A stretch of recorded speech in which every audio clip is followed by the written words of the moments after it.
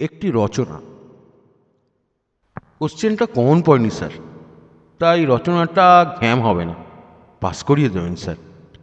আসলে কি হয়েছে জানেন, আপনি সরস্বতী পুজো নিয়ে রচনা দিতেন, আমি ওই ভিজে ভিজে ডাল মাখা, লুচি, বাঁধাকপি, তারপর হলুদ শাড়ি পরা ডার্লিং, এসব নিয়ে জমিয়ে লিখে দিতাম স্যার। দুর্গা পুজো দিতেন, ক্রিসমাস, এমনকি ঈদ, কিন্তু জন্মাষ্টমীর কোনো সোয়াদ আমার জিভে নেই স্যার। যাকগে, জন্মাষ্টমী বিষয়ে আমি যাহা জানি লিখি। জন্মাষ্টমীর দিন শ্রীকৃষ্ণ তার নিজের বংশে জন্মান, কিন্তু তার মামা কংস তখন ভাবেন যে এই ভাগ্নে আমাকে দুনিয়া থেকে সরিয়ে দেবে। তখন তিনি পুলিশ পাঠান, কিন্তু আমাদের নতুন শিশুটি তখন রান্নাঘরে ছিলেন, কারণ তখন তিনি মায়ের ফ্রিজ থেকে আমূল ননি চুরি করছিলেন। পুলিশ ফিরে এলে আনন্দে সবাই মিলে ঝুলন উৎসব করলো, কারণ পুলিশ কিছু না পারলে সব যুগেই পাবলিক হেব্বি খুশি হয়। ইতিমধ্যে সেই শিশু নানান রকম মারপিটে জড়িয়ে পড়ে, স্কুল থেকে ড্রপ আউট হয়ে গরু ফরু চড়ায়। তখন সে দেশে মিড ডে মিল চালু ছিল না বলে মনে হয়। শিশুটি ইতিমধ্যে নানা রকম গুন্ডাদের ঠেঙিয়ে হেভি জনপ্রিয় হয়ে ওঠেন। বিশেষ করে কালিও বলে একটি খতরনাক গুন্ডাকে লেকের মধ্যে মারায় এলাকার জনসাধারণ তাকে নিজেদের প্রতিনিধি বলে মনে করে। এই সময় খুব সম্ভবত তিনি ভুল করে একটা কাছিমো মেরেছিলেন, কিন্তু পরবর্তীকালে তিনি বিপন্ন জানোয়ারদের আর খুন করেননি। যদিও ময়ূরের পালকের ব্যাপারটা একটু গণ্ডগোলের। যাই হোক, এর মধ্যে দিয়ে এই জন্মাষ্টমীর মহান ব্যাপারটা আমরা বুঝতে পারি, কারণ জন্মাষ্টমী না হলে তো বাকি লাইফটাই হতো না। তাই আমরা সকলেই জানি যে জন্মাষ্টমী একটি মহান উৎসব। বলা যেতে পারে যে আগস্ট মাসে আমাদের দুটি উৎসব, একটি এই জন্মাষ্টমী, আর একটি আমাদের স্বাধীন ভারতের জন্মদিন।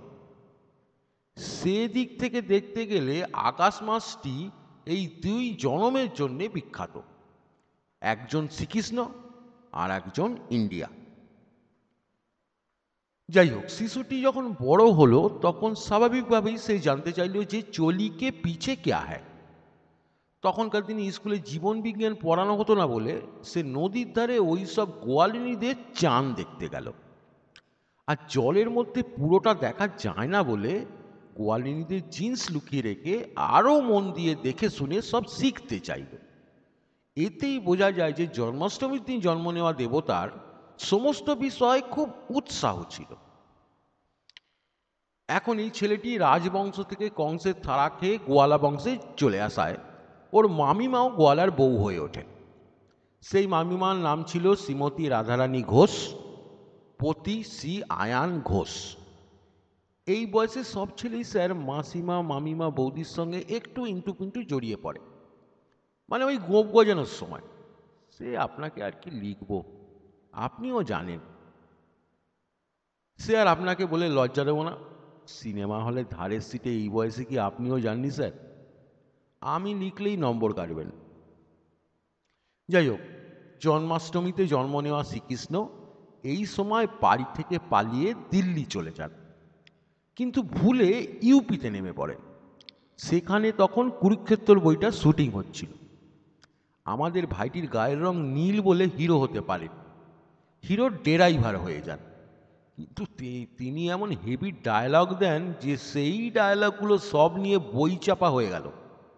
শোনা যায় সেখানে ওই হিরোদের ফ্যামিলিতে বউ নিয়ে প্রবলেমেও আমাদের শ্রীকৃষ্ণ জড়িয়ে পড়েন।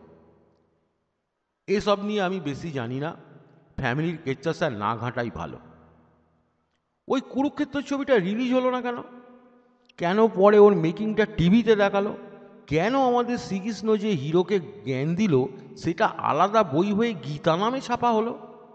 গীতা কি তবে মামিমা রাধার ছোট বোন স্যার? এই কোশ্চেনটা আমাকে কুড়ে কুড়ে খায়। মামির ছোট বোনেরা হেভি হয় স্যার। এভাবে জন্মাষ্টমীর মহান দিক আমরা টের পাই। সমাপ্ত। স্যার, পাস করিয়ে দেবেন স্যার।